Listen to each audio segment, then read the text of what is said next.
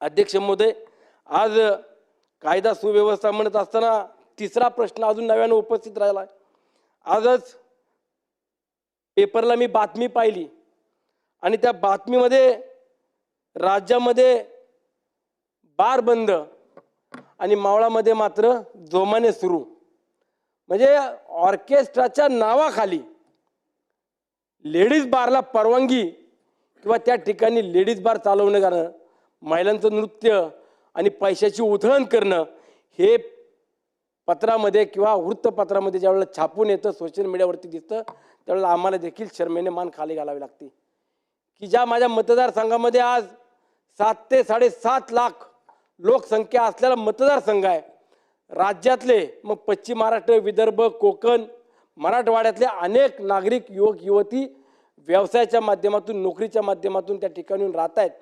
आणि अशा वेळेला तिथल्या स्थानिक भूमिपुत्रांना देखील देशोधडीला लावण्याचं काम या बार आणि वेगवेगळ्या चुकीच्या पद्धतीने असलेल्या व्यवसायाच्या माध्यमातून लावण्याचं काम केलं जाणार आहे.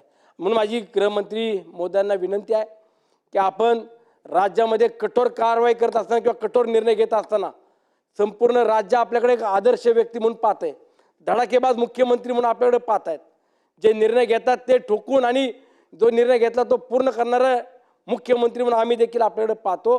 परंतु माझ्या मावळ तालुक्यातील वेश्या व्यवसाय आणि बार, जे लेडीज बार म्हणून आपण म्हणतो, ते तात्काळ बंद झाले पाहिजे, आधी माझी या माध्यमातून मागणी असणार.